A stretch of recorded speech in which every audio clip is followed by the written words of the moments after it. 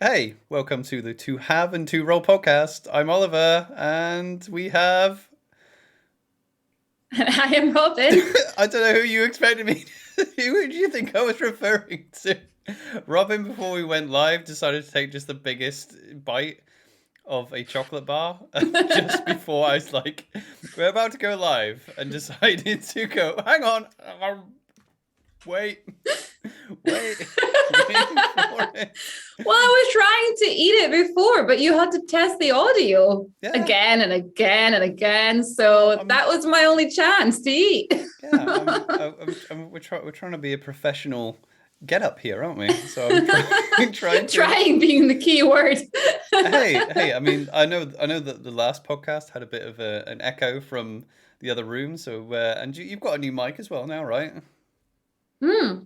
Exactly. Yeah, I've got a lovely new mic. So hopefully that's going to make a bit of a difference and just Yeah, make us a little bit more professional. yeah, yeah. And people have actually been saying they've been listening to the last podcast or our first What? podcast. Yeah, People listen to that? yeah. Allegedly, Allegedly. allegedly.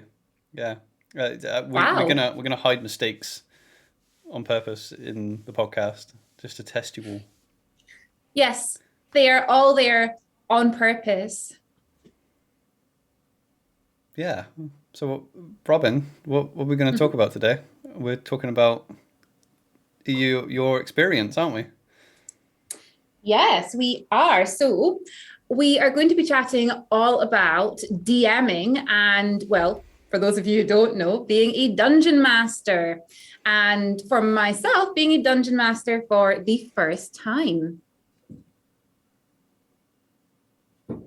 Wow, I'm on the And edge of my I'm seat. So are sorry, you, my apparently. computer's just decided to be like low battery warning and it's plugged in. And I'm like, Okay. oh, wait a Well, minute, this is not a good start. it's okay. I just need 1 second to Go make sure it's plug actually plugged in. go plug your battery, and I can entertain these people while you do that. You see, this is how prepared my lovely wife was for our podcast today.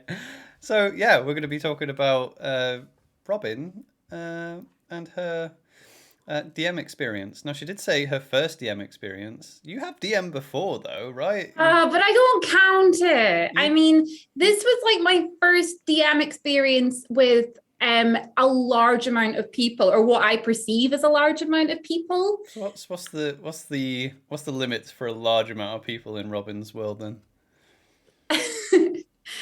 Well, it depends what the context is. So DMing, I had 5 players. I guess that's just a normal amount for a game, really, isn't it? I guess, yeah. I mean, I think the average is like three. I think 3 to 4 people playing. Oh, okay, Yeah, right. So yeah, like Oliver said, I have DM before. I did a sort of a homebrew one shot, if you like, for Oliver and 2 other friends. So we had the 3 of you then, and that was fun. It was a in-person D&D game, which I was more comfortable with running. I yeah, don't know why. I think that the thought of running online, since I always play online, I don't know why I was so worried about running a game online. I think I like the idea of being in person because you're all around a table and there's lots of distractions. And I don't feel like 100% of the focus is on me. But online, it's just your face in a little square and they're watching you for the next move and there's nothing to distract them. really, yeah. Yeah, that's interesting. That's interesting. I can kind of see where you're coming from. I've got to admit, I think I always thought the exact opposite actually when I was Really. DMing. Yeah, I always thought like at least in an online game, you can literally just if you're getting intimidated by people just staring at you through the camera. One, you don't know whether they're actually looking at you or not, or they're just browsing through Facebook. Or you can just close off the window and just read your notes and just hunch over your notes. Whereas when you're in person, yeah, literally there are people sitting there looking at you, and there's no escape. You can't just close that browser window. Yeah, I guess I always feel like the guys, if you want to just chat amongst yourself for a couple of minutes while I sort this out. It's easier at a table, whereas online, if you're like, if you guys just want to chat amongst yourself and everyone's just staring at their screen.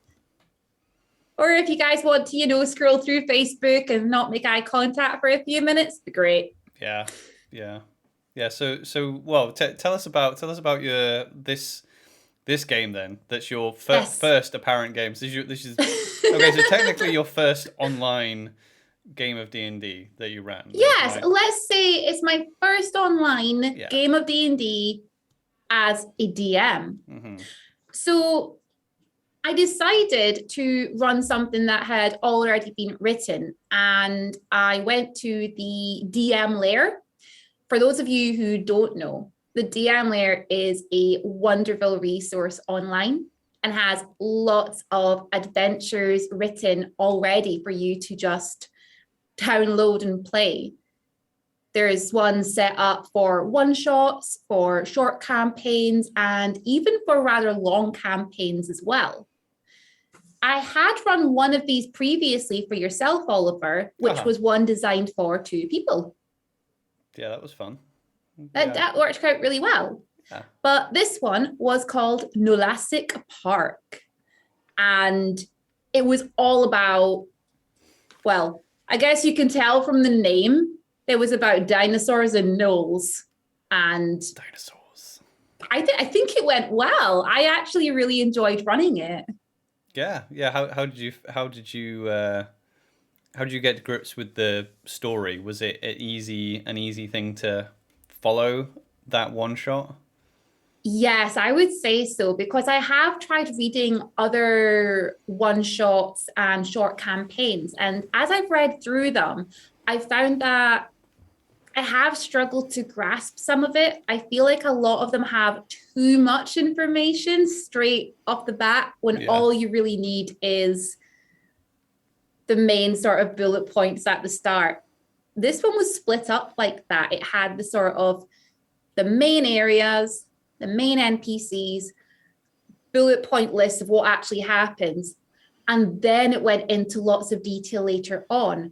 But the first little bit was enough for us just to get going with it, really. And I liked that. Yeah. I mean, how much did we deviate from the actual story? Okay, quite a bit. So I kept the main story there. The NPCs I didn't change at all because they were there and wonderful. I changed a couple of parts of it. Mainly, I'm a total wimp when it comes to anything involving any sort of animal suffering or in pain. So I changed a couple of the descriptions. I didn't want to describe dinosaurs being in any pain or even describe some of the gnolls in that way. So I changed the descriptions and I took out a couple of scenes. But the main bit that I added myself was I added the journey sort of phase of it. That wasn't in the original adventure. Really? That was actually probably one of the best parts about it. Oh, really? Yeah. Yeah, you mean when we went from the town to the actual dungeon? Yeah. I added that.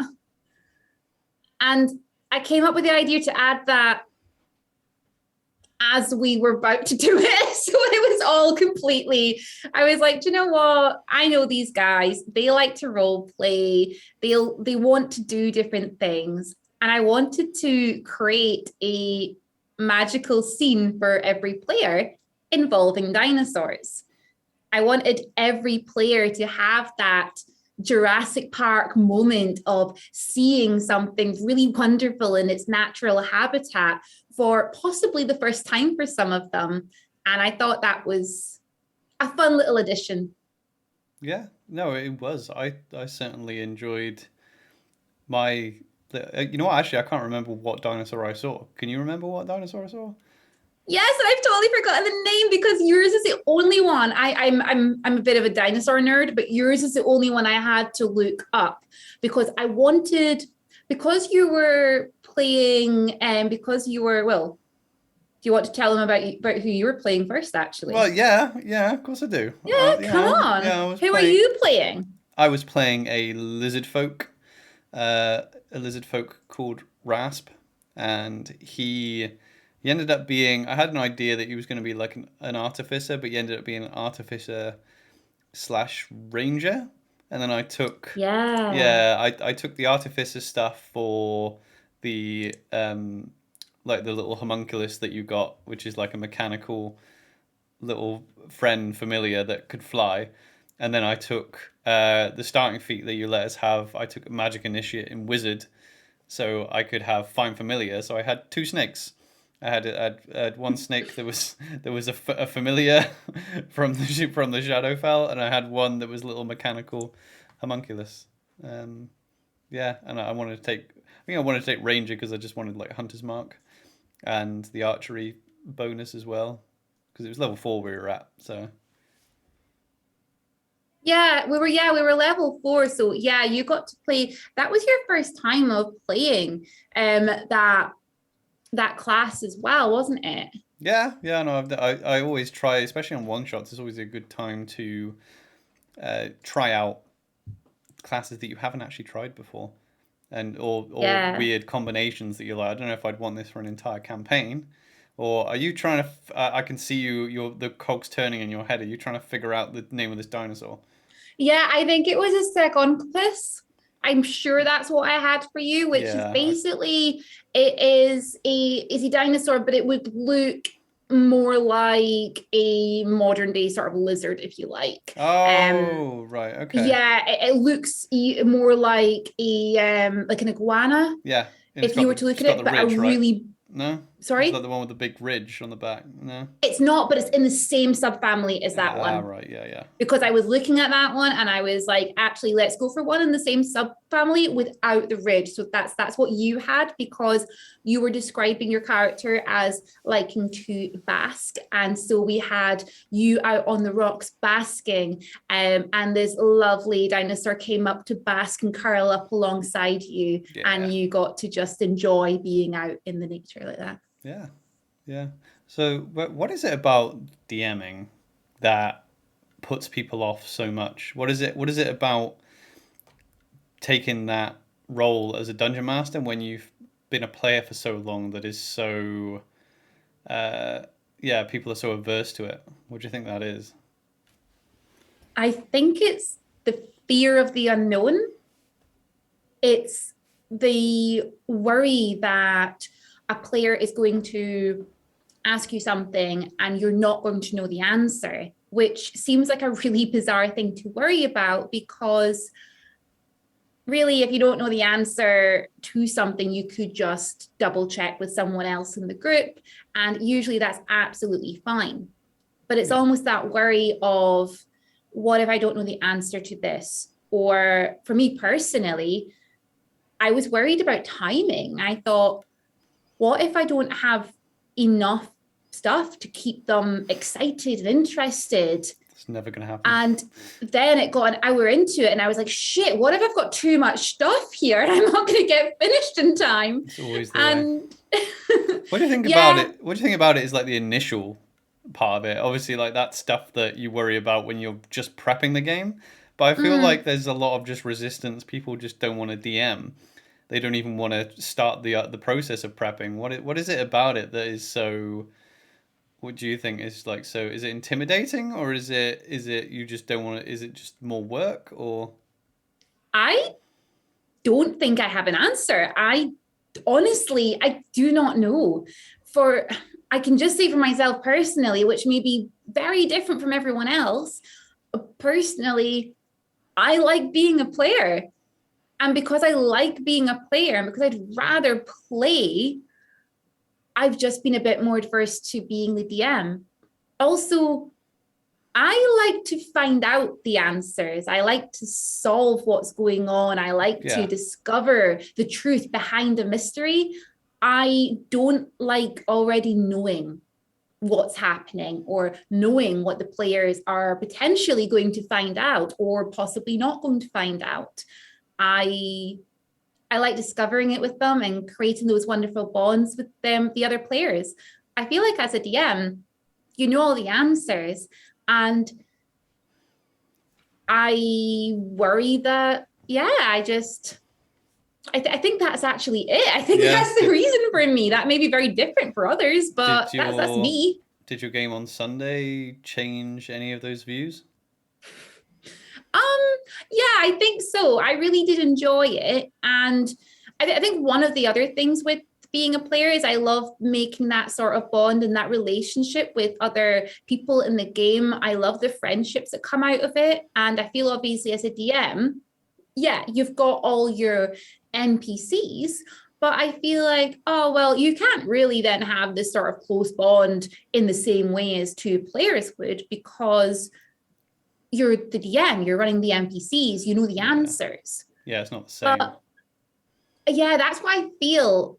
But then running it, I thought actually this would be really easy to still have that same interaction, even just with a couple of NPCs. And I feel like through the course of a campaign, you definitely could create these sort of NPCs that develop that bond, that friendship with the others in the group. And I think that's really wonderful where you've got the opportunity to help, but not hold their hand through it. I think, Yeah. yeah, I think you definitely need to be careful with Dungeon Master player characters or NPCs. You've got to be really careful not to take the limelight of your characters because they have they are informed by the DM or the GM and they do have outside knowledge whether they want to behave like it or not sometimes. And it doesn't, in my experience or from what I've done myself in games and what I've seen on streams, it doesn't matter how interesting the NPC is. They're still never seen as part of the party in the same way as the players are. yes, It's always like usually you might get a standout NPC on shows like Critical Role but the character art and the fandom is all built around the player characters and their characters. yeah, It's very very rarely do because NPCs, but a lot of the time by necessity have to be one dimensional. That they have to that they come in and they need to a character like appears, they kind of exist for a short amount of time, and they only need to be giving one piece of information. You might need to figure out what their backstory is, so they can give them a motivation for why they're going to respond to the player characters. But if you present the players with a very multi-layered character, I personally think they get confused because they don't know how to circumnavigate it. If you want them to figure out that this person is deceitful, it becomes very confusing for them when they go, this is a deceitful character, and they go, oh, this he double crossed us, or oh, we're going to get him before he double crosses us. And then if you put too many layers on as the DM, and then they don't know whether they're supposed to feel sorry for them, they don't know whether they're supposed to hate this person, they don't know whether they're supposed to be nonchalant, they don't know what yeah, to do with it, because as the DM you're putting a game in front of the players, and it's their job to play in that world. It gets very confusing if you keep adding and adding layers to the NPCs, because then it becomes like, well, we can't actually interact with it. This is like having a person here that we can't actually interact with at all, because they can interact with each other, and they have this rule, sometimes unspoken, that they will have to work together as the party. But then when they come across something that isn't part of their party, part of this tribe, and then they go, oh, what do we do with this sometimes? yeah, exactly. And actually, when I think about it, when I think about NPCs that I have come across throughout different games, the ones that I remember and I'm like, oh my, I really love them, were NPCs that weren't actually around for that long. Now I think about it, and it's namely in your game, Oliver, Uh-huh. you've had a couple of NPCs in there, and I have just completely fallen in love with them. And they've not been there that long, and I still miss them. Whereas I've been in games where an NPC has been there all the time, and it's just like, oh, okay. And you just kind of, I don't know, Well, it does feel a bit weird. how many times have you been in a campaign where you have like a sidekick character, and it's all good fun having them about. And then there'll be like 2 or 3 sessions, and you'll be right in the thick of it, and everybody, including the DM at the table, forgets that they're there. And then halfway through a combat, they're like, "Oh, what about this NPC? What are they doing?" And then everyone goes, "Oh yeah," you just realize that you took the barbarian with this like hermit barbarian that you picked up along the way, and then you realize halfway through this big combat that they're just hanging out like at your campsite while it's been invaded, just doing nothing and not even existing. Um, I think that can be a problem. Which That's that's honestly what I did in that one game that I ran for you guys, because you had an NPC that you rescued who was like a really good fighter. And I forgot about him until almost at the end of the combat. And I'm glad I forgot about him, because I was like, otherwise it takes too long to get through everyone.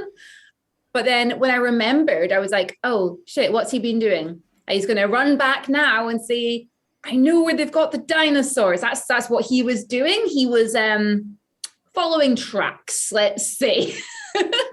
yeah, exactly. I mean that's just it. I mean, no one's going to blame you if you have like I've done that several times where I've had several NPCs that are supposed to be your allies in a Yeah. certain type of way, and a combat has started, and I'm just like, yeah, these guys are just going to sit over here and just give them a reason to not engage in it, because yeah, it's you. I think the players understand that you've balanced the encounter for them, and But you just then, completely yeah. forgot that those other NPCs are there, and On like another line of that, though, I guess it's quite useful having an NPC there that you, as the DM, know they could come in and help. Like if things go horribly wrong and you go, oh, I didn't expect the players to miss every single attack and get hit every time.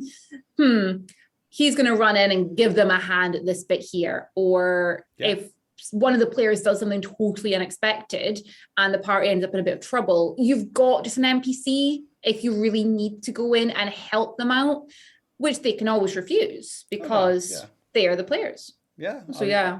I'm a big fan of the Deus Ex Machina character coming at just the Gandalf type when everything seems the all is lost moment, and they can come in and everyone goes, oh yay, this guy.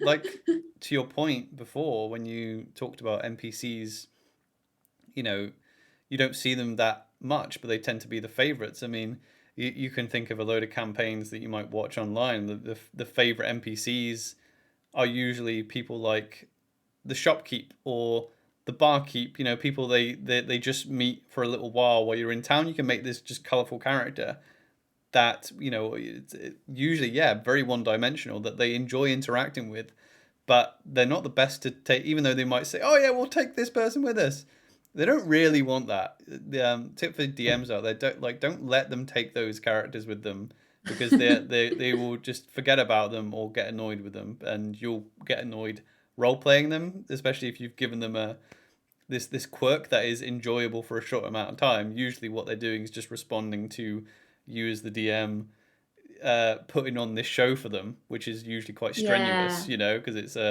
it's usually, especially if you're giving them a crazy characteristic and everyone's entertained by it. You don't want to be doing that for too long. That's gonna drain your energy as the storyteller. You know. Definitely. So you've asked me about the game at the weekend and my sort of first time coming into it, as it's really fresh for me. But for you, you've been DMing for a little while. Yeah. Do you remember how you felt when you first went into DMing for the first time? Oh, I was terrified. Yeah, I was. I did the I did the cliche thing first time I DM'd, and I over prepared. Uh, I didn't regret it. I didn't go, oh, I wish I hadn't done that. But I think I spent an entire day preparing, um, plus other prep that I'd done before. That obviously prepping the campaign as well. But I'm talking about the first session. The first session I spent like an entire day prepping for. I printed everything out. I printed everything out that I was going to say. I maybe I didn't do a tavern start, but I wanted to do a. So it was a Middle Earth game, and I had 6 players, which is quite a big number. What I wanted them to do is I wanted them to go around and like do the character meet. and actually introduce each other to each other. So I had 3 of them in the little starting area where they were picking up the job. I had 3 people playing humans. I had 3 humans then go get like dossiers for the other players. So one of the Yeah. characters was playing a hobbit, another an elf. Robyn, you were playing the elf. Surprise. And another character was playing a dwarf. And I was like, I kind of want them to, have to go and recruit these 3. So the 3 players that were playing humans were like, all right, we need to go get the dwarf, the hobbit, the elf. And I had them all in 3 separate parts of town. So they had to then explore the town to go pick up their teammates. But then I was like, okay, well, I'm gonna have to know wherever these people go. I'm gonna have to know exactly what there is in every single part of town.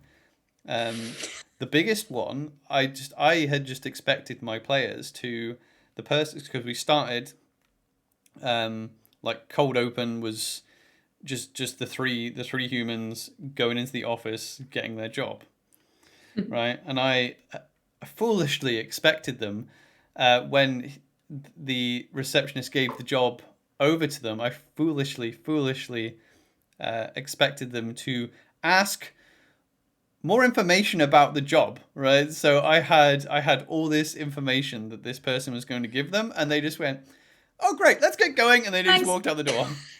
And I was like, they didn't even ask the name of the person they were just going off to find. I was like, that was cool, but I on purpose, I didn't give them the name, and they went out. So yeah, I had so much content, so much content, and you guys like fired through it, like fired past a lot of it. So yeah, there was a moment in, I think I do remember being like 2 hours in, being like, I hope like if they leave now, I hope I've got enough content for them to, for them to keep them busy, for another hour. But that obviously wasn't the case.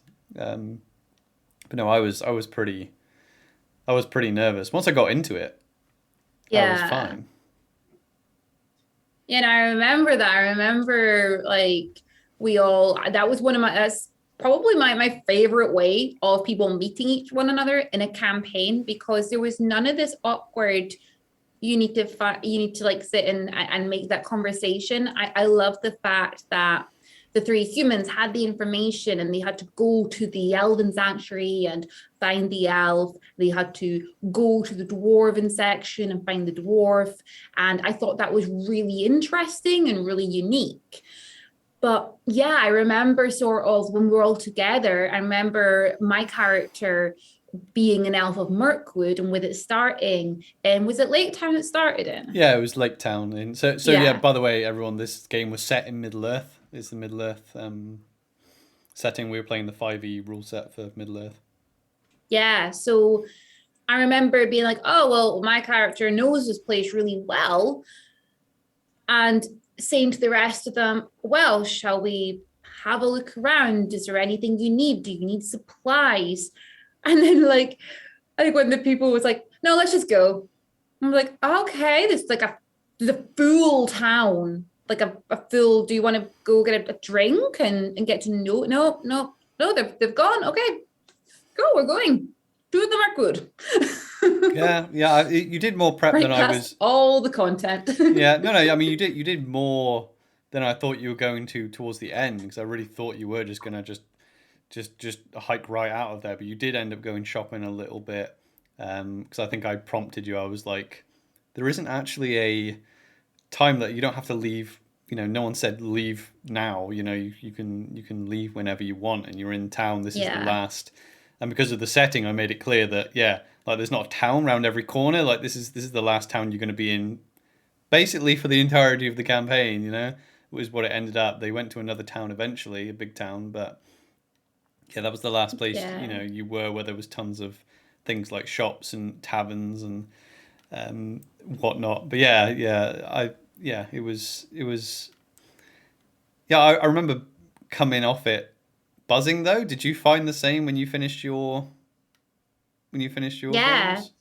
I was very much like, oh, actually, what was weird with this one compared to before when I'd done a little bit, I came off of this one thinking, I want to do that again, and I want to actually run a campaign.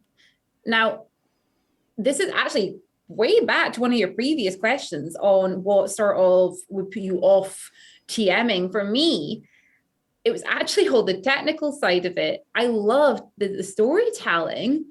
What puts me off is creating maps and figuring out the online side of it and having Yeah. tokens and having the measurements. So I did it all theatre of the mind.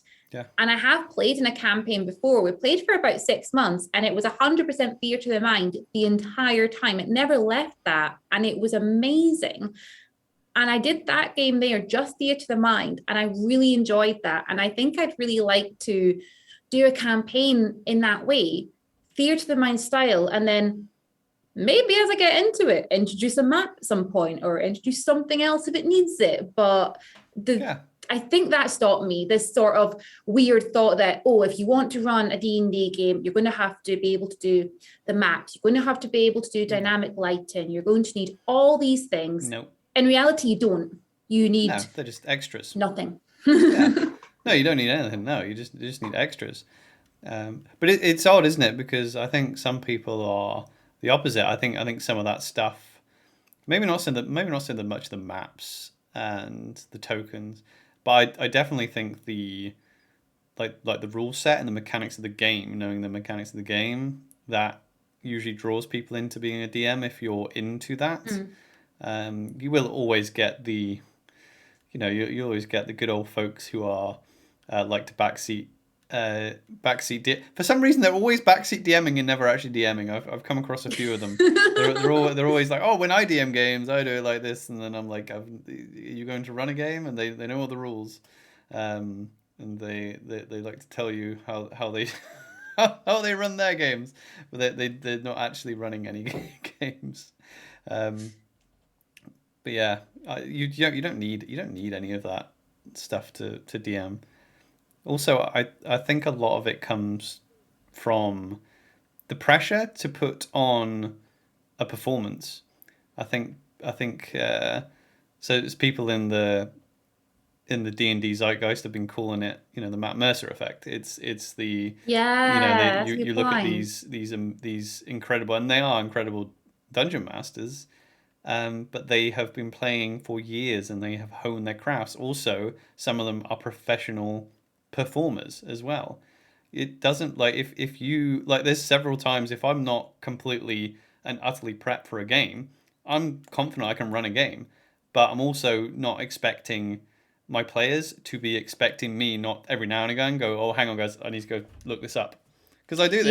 Don't be afraid to do a performance and go, oh, I can't have dead air, and treating it like a radio play. It doesn't have to be. You can just be like, oh, I haven't really, if they go, oh, can we go to this tavern? I'm like, you can, but I haven't got anything prepared, so you have to give me a minute, and you can just do that. You don't have to be this man or woman of mystery, that is like, oh my god, I can't believe it all just comes out, and it's so, you won't break any immersion if you just go and they think, oh, I'm going to do a history check, and you have no idea on the history of any of this, and someone says a history check, don't go, just tell your players. Just say, you know what, I'm going to have to go look at my notes, or I'm going to go and look on Wikipedia. No, it's no big deal. You can do that. Your players will forgive you. The players won't care, and if they do, they're not worth playing with, really, are they? If they're if they're that critical of you. Yeah, I felt like that a few times actually with a couple of things that you guys were asking, and I was kind of shit, I'm gonna have to get you to roll some dice, aren't I? And you're asking questions about things. I didn't expect you to ask those questions. I think it was just silly things. Like one of the players was playing Kenku, and somebody asked, would I know about Kenkus? And I thought, I have absolutely no idea. And then I did say that. I did say, actually, I've got a question for the DMs. What do I make you roll for that? And I was trying to figure out if it would be nature or history. Luckily, you guys were all DMs, so it was easy to work out. And then I just decided in my head that if the roll was high enough, I was just going to be like, okay, yeah, you'll know this information about them. But I was Googling Kenku in the background just to, make sure I had something Yeah. there. But at the same time, yeah, one of the things, so the performance side of it, I wasn't too nervous about. Yeah, sometimes I get nervous, but I can usually get past that and figure it out. So I wasn't Yeah. too concerned about that. Rules wise, I know the player's handbook very well. And I think that's something that can stump a few people coming into it, because you spend a lot of time reading through the DM guide. But when somebody then Yeah. Okay, some people may spend a lot of time reading that, but then if somebody asks about a special ability or something that their character can do, I feel like, oh, okay, I kind of have that under control. But when it came to the actual DM mechanics and even just some of the mechanics around combat, I thought, oh, I haven't been at the side of it before. I usually just have somebody tell me what happens here. Yeah. I mean, I think 5e is pretty special in that way that you're actually better off with the knowledge of the player's handbook, because 5th edition is pretty player focused. It's mostly about what's in that player's handbook. It's very difficult to run a game of D&D if you don't know what's in that player's handbook and the basic rules of it. The DMs, it's not a game system that's built of like, oh yeah, you 100% need to own the Dungeon Master's Guide because this has knowledge about running the game that you absolutely need. It's not like that at all. It's way more player handbook focused, so you're better off being like that. I will say though, Yeah. when we ran we're still going with the Middle Earth campaign, but when we started that, and even to this day, because it was my first campaign, and I had so much, I'd never played that game system, and because I knew it was 5e base, so I kind of knew, I thought I knew enough,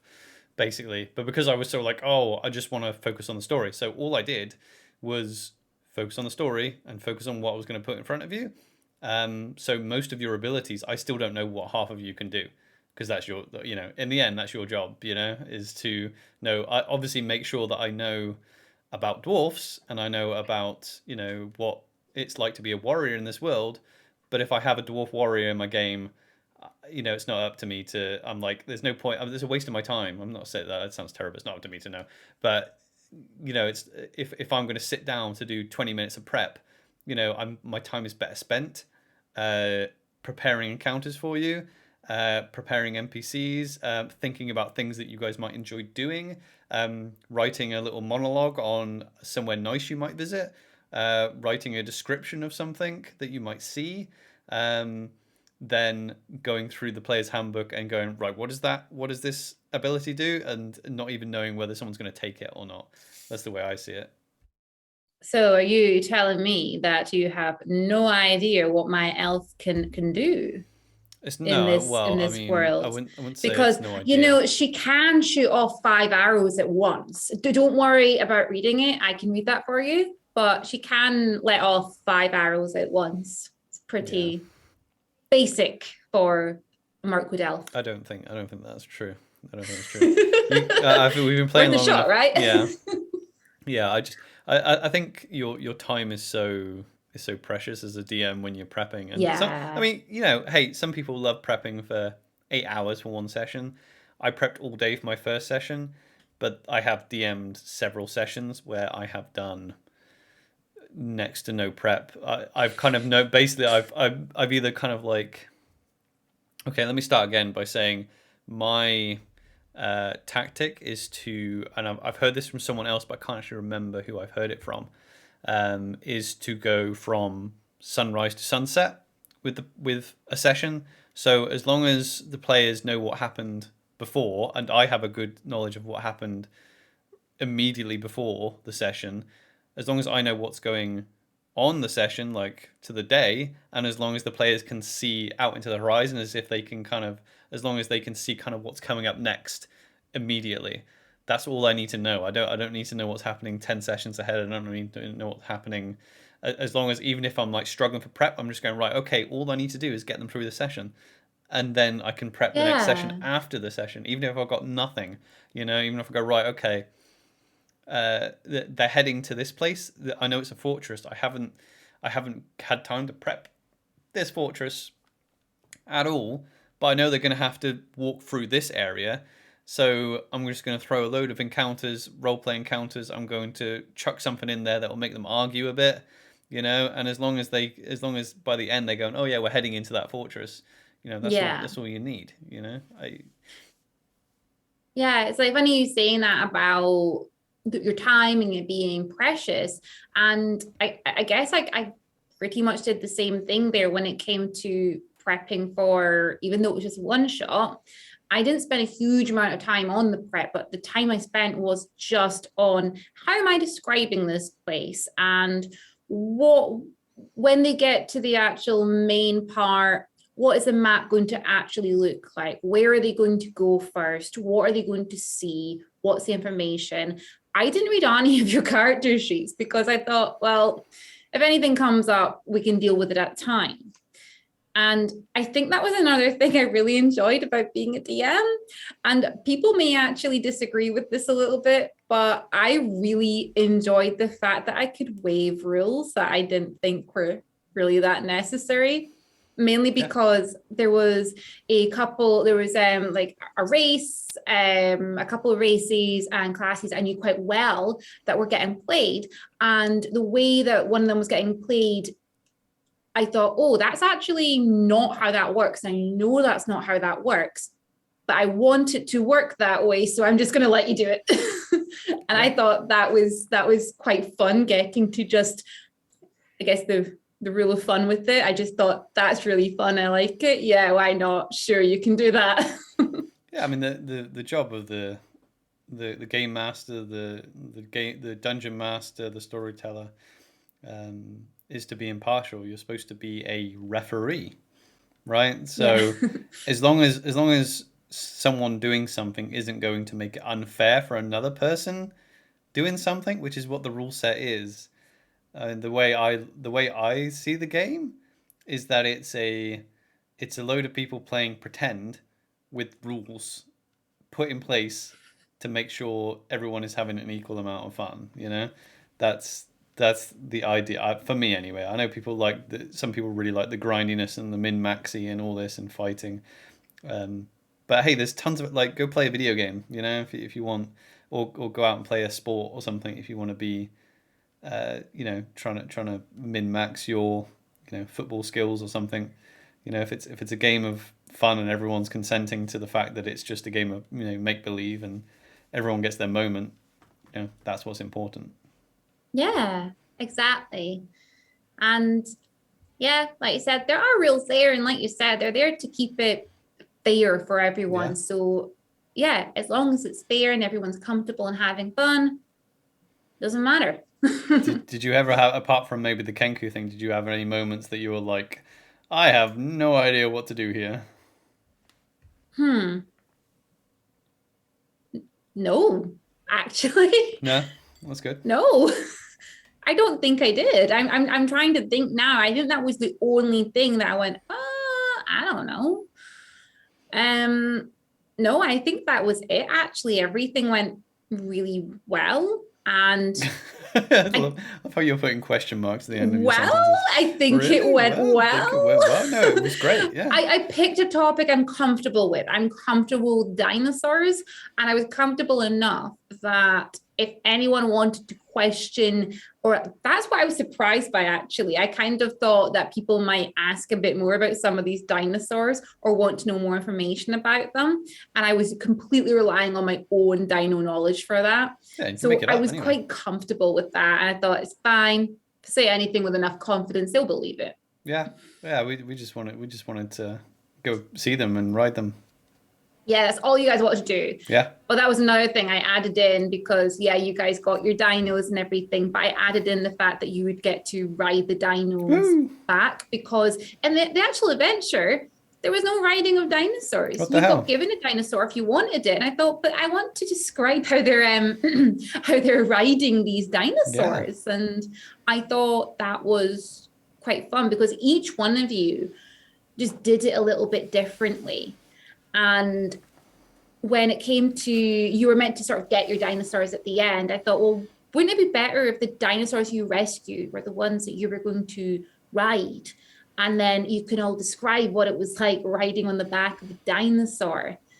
And then I also added in, because the original adventure, it didn't focus a lot on the dinosaurs. And I added in at the end where you guys had rescued these dinosaurs, I added in a scene at the village with everyone running up to get their dinosaurs and the velociraptor running over and rolling about on the ground with the kids because it was like their dog. I thought that would be quite a cool little addition. But you always put things in that you're going to enjoy personally. I know you ran the game with dinosaurs because you knew I would like that kind of thing. You knew some of the other players would like that kind of thing.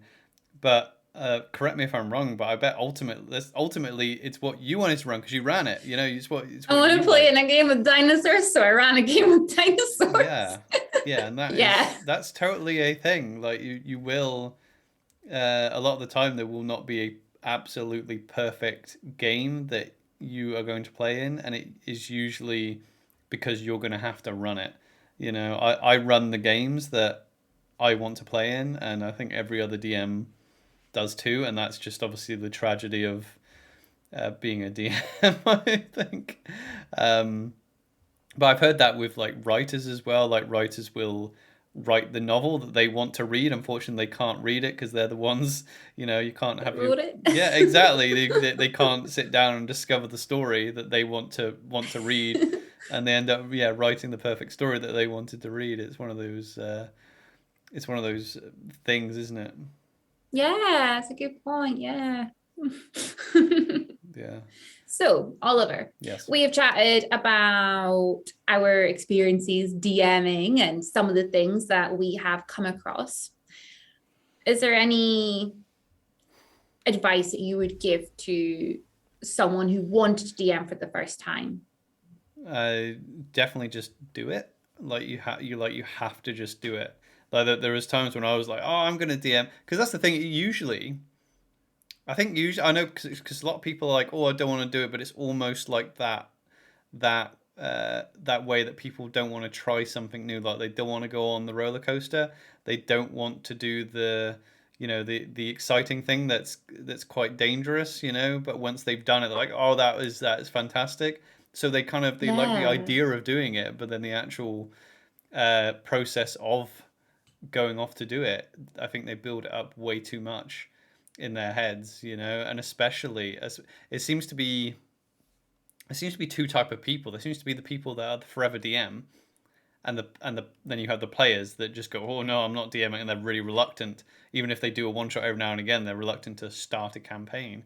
You know, and I think it's because the forever DMs are usually the ones that started out in the hobby as the DM, so they never built it up, and they never put the position of DM or GM on a pedestal and went, oh yeah, they were just like, I want to play D&D. I've got no one. I can't find a game. I'll just run a game then because I can't find a game. And because they started out that way, I don't think they were ever. A lot of them were never intimidated by it. But if you start playing and you're constantly every week coming down, sitting down, and just letting the game wash over you and putting all that trust in your DM, and then you're like, oh, well, I have to do it. And usually you're going to be running for your DM and your players that are used to your DM.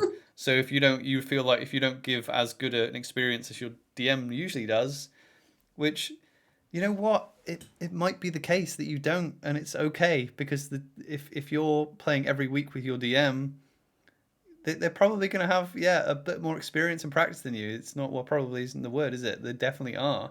But it's okay, and everyone's going to have a different style as well, right?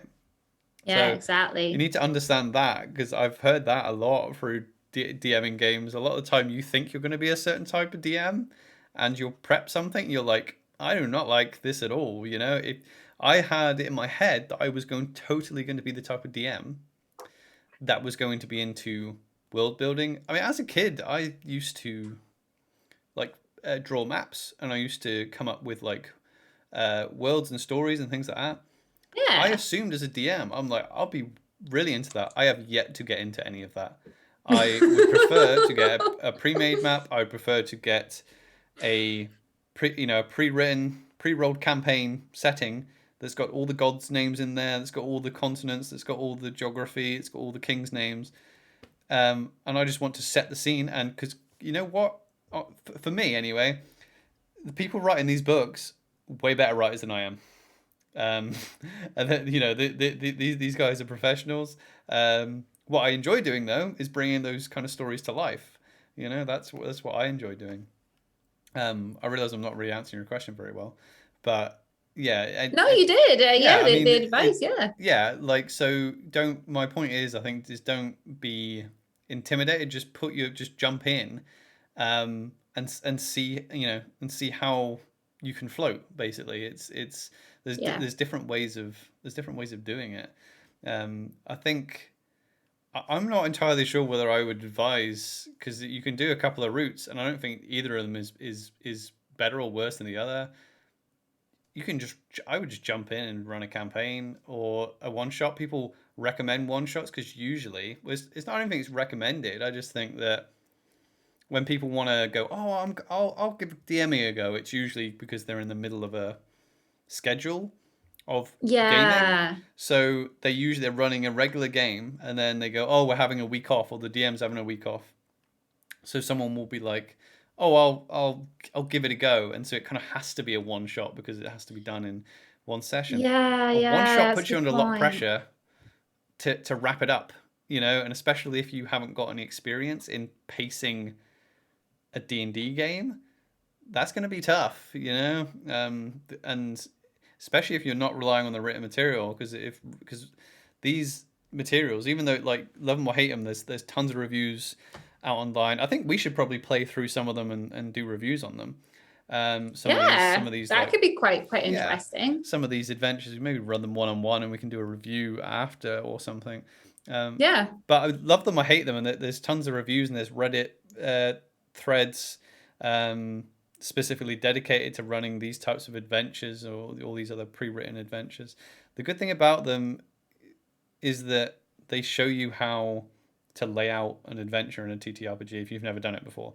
You might go, oh, Yeah. no, I don't really want to. I mean, I think some of them have got, I'd like Lost Mine, the Fandelver, amazing. It's such a good adventure that you can modify and change, and but it literally just it's there. It shows you how to run an adventure, so then you can go on and you can write your own if you want. So I mean, I would Yeah. start with something like that if you can, and then because it's an entire campaign, you've got breathing room, and you get you've got sessions coming up that you can practice on, you can improve, and after every session you get feedback from your players, and you constantly, you will make mistakes and you can improve, which is what you don't get in a one shot. But if one shot's all you can get together, definitely do the one Yeah. shot.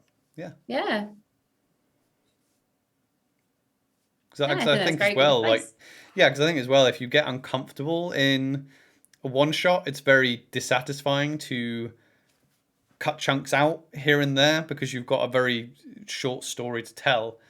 And you can't. It's not usually acceptable to stretch things out. So say if, like an example I was talking about earlier, say if the idea of the adventure is to, get to this, eventually get to this fortress. If that's the idea Yeah. of the one shot, they need to get to that fortress, and whether, it doesn't matter if you have that prepped or you don't have it fleshed out in your head.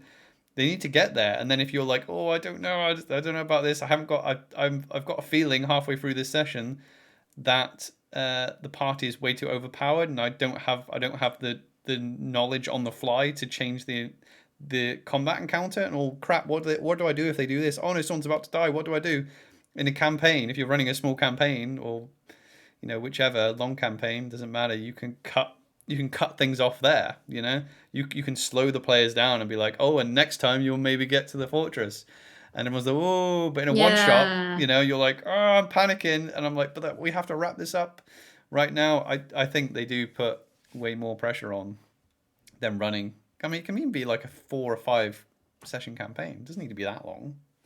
Yeah, exactly. That's the thing. I think some people think a campaign and they think it's going to be months long and they're going to have all this content ready to go.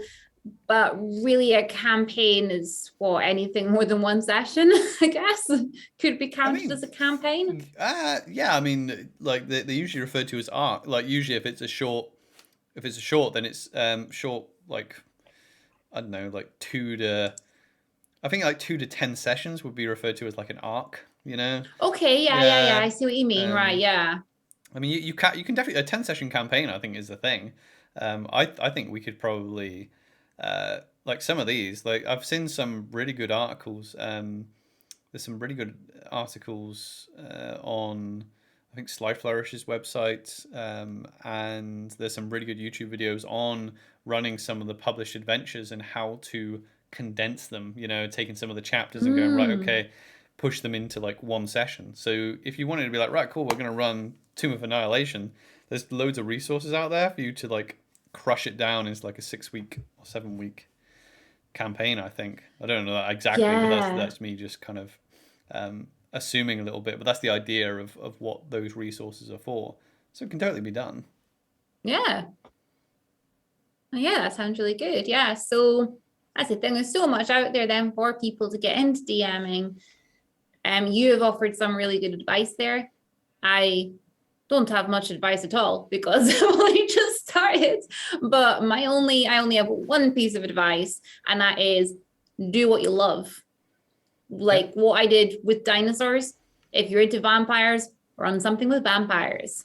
If you're into the Feywild, go for the Feywild, because if you love it, you're going to actually enjoy prepping it. You're going to enjoy your players discovering things. And then you also have that little bit of confidence, because if it's something you love, you've probably got a bit of knowledge in it.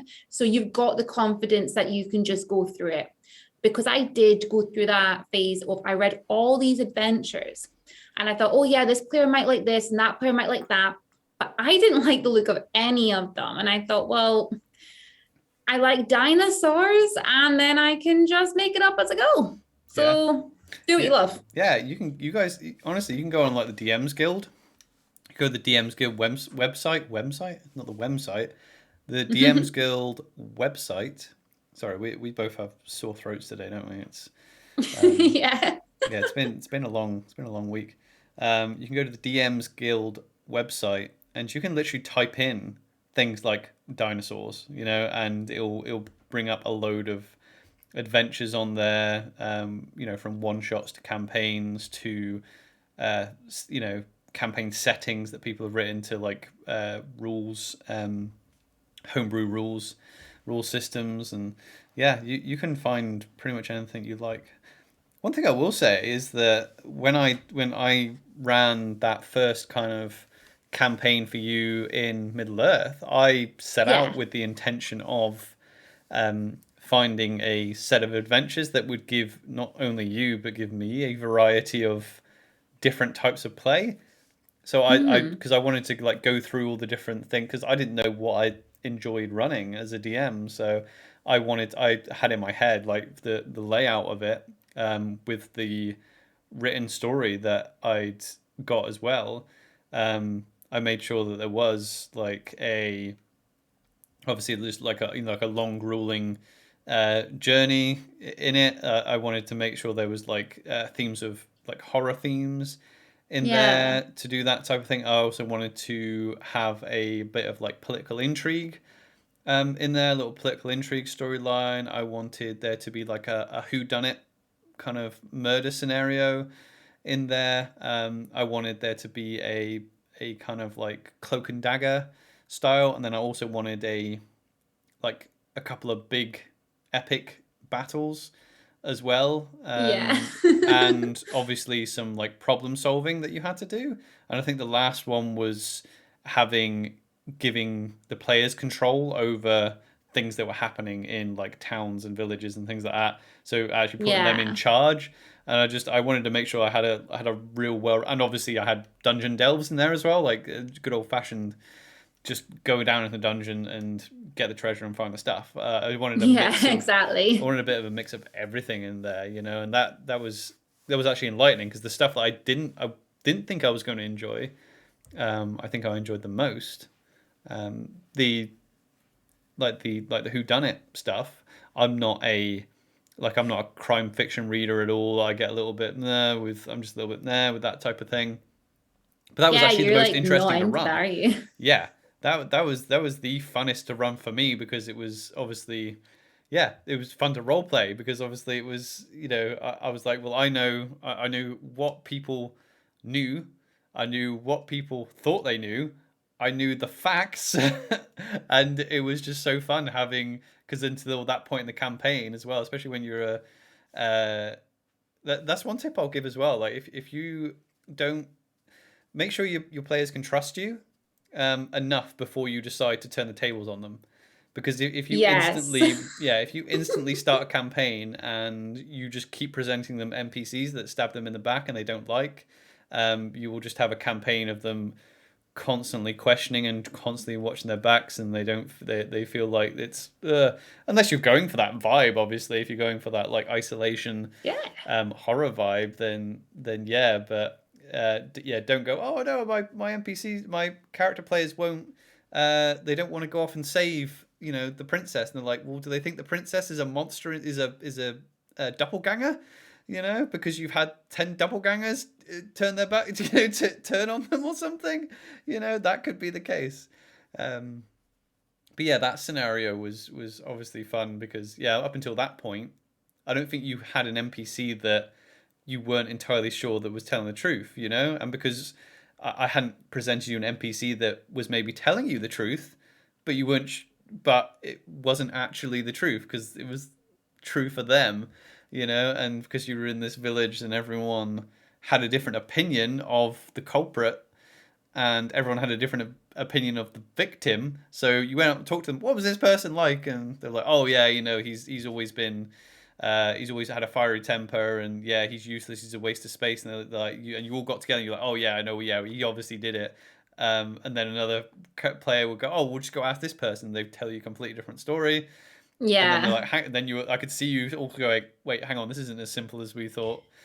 Honestly, like with that one, what was so good about that is it lasted a few sessions over different parts. And when it came to this culprit's actual trial, if you like, I just remember that moment where it was my character that it just all clicked at once That was and just went, hilarious. Yeah. oh yeah, that was so embarrassing. It was like this moment where my character stood up and went, stop, in the courtroom, and then went, oh, never mind, keep going.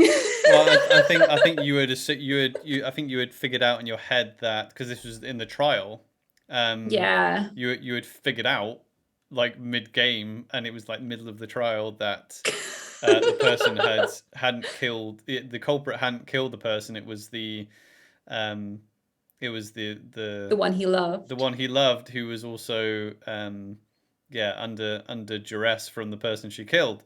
And he was protecting her, and I think you had figured this out. You went stop. You in character, you were like stop, and then it was just like you were like, oh no, wait, I don't actually we like this guy. We don't actually want to, um, yeah, accuse his lover, who's innocent, who's just about innocent, So yeah, that was quite funny.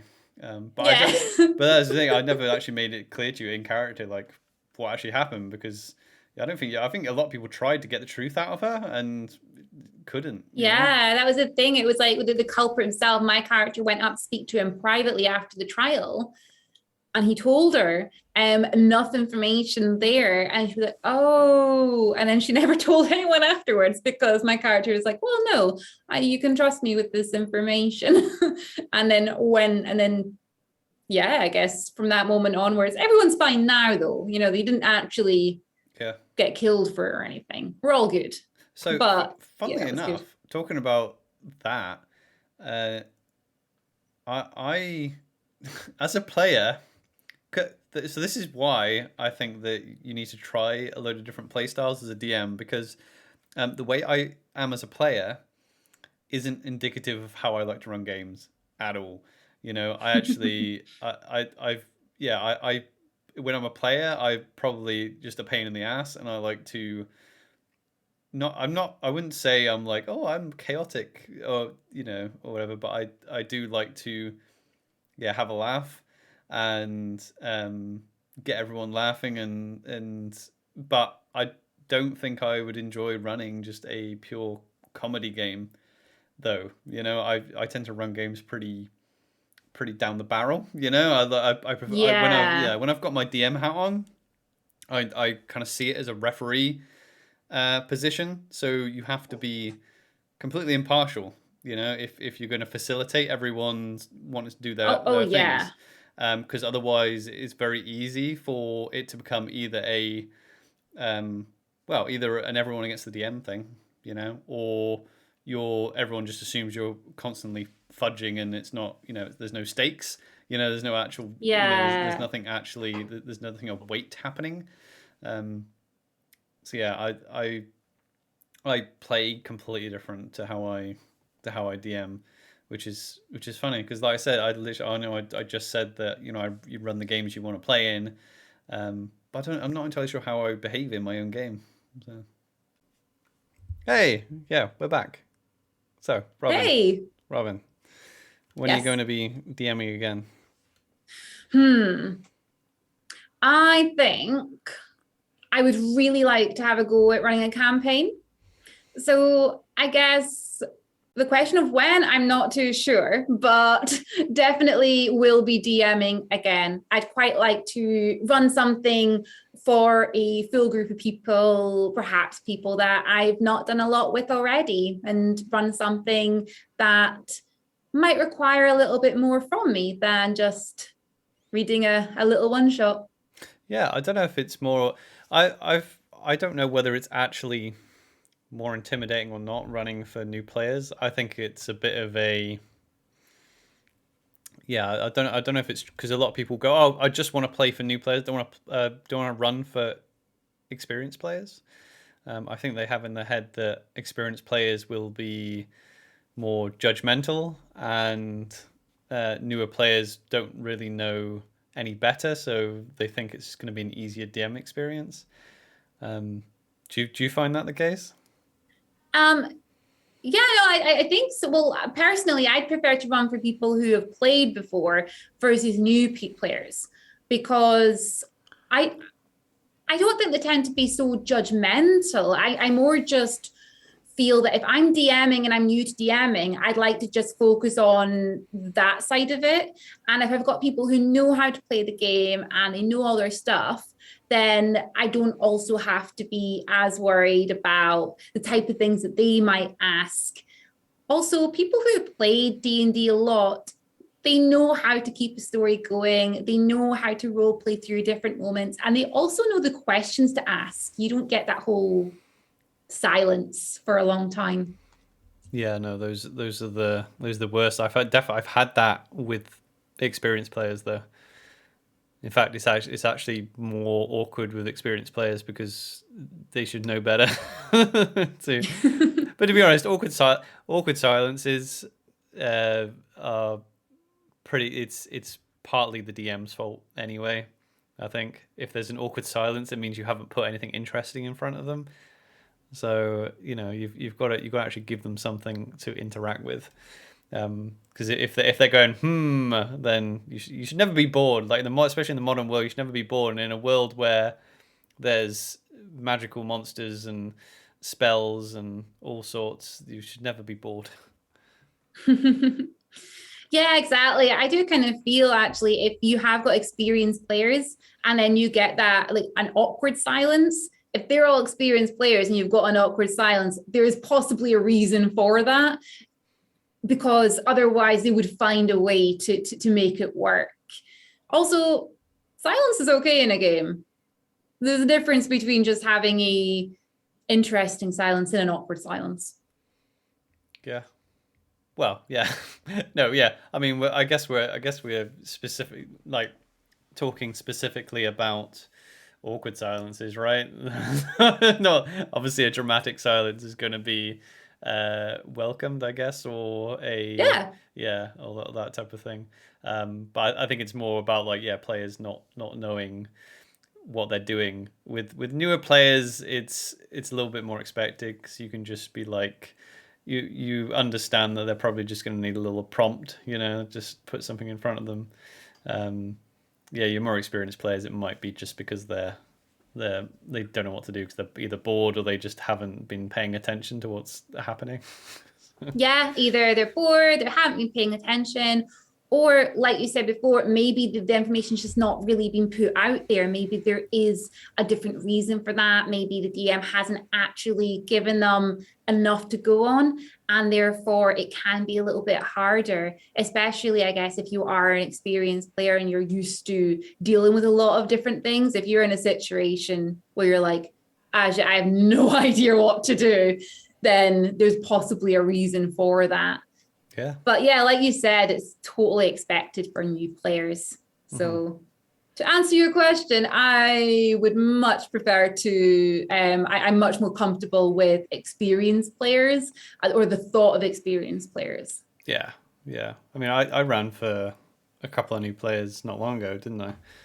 Yeah. You and it was actually my sister and her partner, and they had never played a game of Dungeons and Dragons before, so I ran them a one shot, and it was pretty awesome actually. I literally just printed out a load of pre-generated character sheets at level 1, and I was like, just look at the class and the race and just pick what you think's interesting. Ignore everything else on that sheet. Just pick what you think looks cool. My sister picked a dragonborn sorcerer. She didn't care about the sorcerer part. She was like, "Oh, what's a dragonborn?" And I showed her a picture of a dragonborn. She was like, "Yep, one of them." And that's quite a magical thing, watching people discover the game for the first time. Um, Yeah. yeah, 'cause you were in that game as well, right? Yeah, exactly. Yeah. And it's always really lovely when people are first discovering it like that. I guess my only experience with brand new players would be because I work in education. I've had the opportunity to play with a lot of kids when it comes to D&D, and watching them discover it for the first time is so different compared to watching an adult discover it for the first time. Yeah, because my sister and her partner are board game players, so they kind Mm-hmm. of they're into they quickly caught on to the idea of dicing, adding numbers and all sorts. Because I don't like the idea of explaining D&D beforehand. I just go, right, okay, just here's a sheet, and then as we go, and then when you do the first roll, that's when you go, okay, well, see that dice there, pick that up, roll that. That's called a D20. I want you to make a charisma check. Now where it says CHA on your sheet, there's a number next to that. Add that to that dice roll and tell me the outcome. Tell me the total. And people pick it up way. I just find people pick it up way quicker, and you're getting them into the story and you're getting them playing way faster. But they had some really cool moments. My sister got into the role play like really quickly, didn't she? He was like, "Oh, Yeah, yeah. yeah." I ran a real simple dungeon. It was just some goblins had taken a villager hostage. You had to go find them. It was pretty straightforward. Started in a tavern, put something in front of you, and yeah, they were like, "Okay, let's go." Yeah, no, exactly. Yeah, I know she got right into role play really quickly as soon as we started. Yeah, there was one moment that I particularly like, that kind of magic of D&D where the players realize that this isn't just a board game or a video game, is when they were fighting or when you guys were fighting the goblins, and then one of the goblins decided to run away, and they were like shocked that the goblin was running away. And Yeah. then yeah, so I think your bard had cast like vicious mockery on it as it was fleeing. It used its disengage, um the ability that the goblins have, the bonus action, disengage basically, Hmm. to like go between the legs of my sister's character, and it was like on the run, and you had vicious mockery at it, right? Yeah, I think so. Yeah. Yeah, and so my sister's like, "Oh yeah, I'm gonna use my breath attack," and it was just in the middle of running away, but it was just in range of her breath attack. I was like, "Yeah, roll an attack," and I think I only had like 1 HP left or something, and yeah, she you know cast out this, dragon breath, and I was then describing how this goblin was going to be like frozen, like mid being insulted, with a horrible look on its face, because of the pain of being insulted, and you just froze it, and I just saw her eyes just light up as I'm describing this like little scenario that. Yeah, it's there's so many. They were just realizing there were so many possibilities in this game, and it wasn't just a game of I hit that goes, I hit that, that's Yeah, down to it was zero. like what you were saying before when you said that they play a lot of board games. And when it comes to a lot of board games, there are outcomes that you can have, but they tend to just be very similar outcomes each time. And there's that set of rules there. Whereas the thought that you had control of this and you could change the outcome and you could do infinite things when it comes to fighting this goblin, I think that really did, it sparked a bit of an excitement within it. Yeah. No, so the second amazing part about that was that I had a puzzle for them. Well, it was a puzzle, and they didn't solve it. They decided to leave the dungeon. They were like, oh well, there must be something to this, and they left the dungeon and went back and ended the session. They saved the person they were supposed to save, and it really, my sister's partner was, I could see him thinking. He was like, what was there something to find? And I was like, this is D&D. You can't peer behind the curtain. There might have been something to find. There might not have been. Oh, well, can we go back? And I'm like, yeah, maybe another day, And they seemed pretty keen to play after that, right? Yeah, no, definitely, because that was the thing as well with the puzzle scenario. And like we were talking about before, I mean, I was playing a character that was not interested in it. She was there to rescue the girl, and that was it. Wasn't interested in anything else there. The puzzle mentioned something about a sword, and she was like, I don't really care for swords. I'm just going to get this girl out of here. And then your sister's character was very much like, yeah, we're here to save the girl, and there's other goblins outside. We're not going to stay here and look at a puzzle. Yeah. And then he was like, oh, but puzzle. Yeah. Well, I think that, I think they thought that it was just a contained game of like, oh, this is you're going to do everything that you can possibly do. And when they realized, oh, wow, there's lots of choices in this game, I think that's when they clicked, Yeah. Yeah.